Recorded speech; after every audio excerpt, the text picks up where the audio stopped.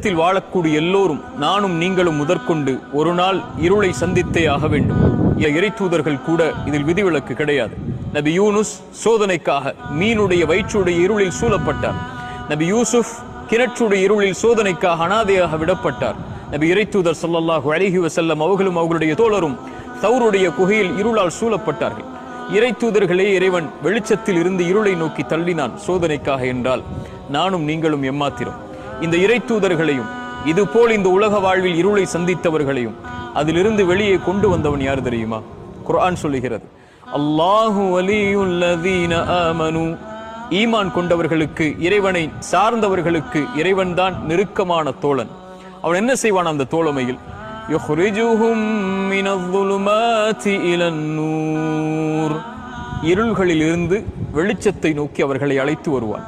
இறைவனை சார்ந்திருந்தால் இருள் நம்முடைய வாழ்வில் இருந்து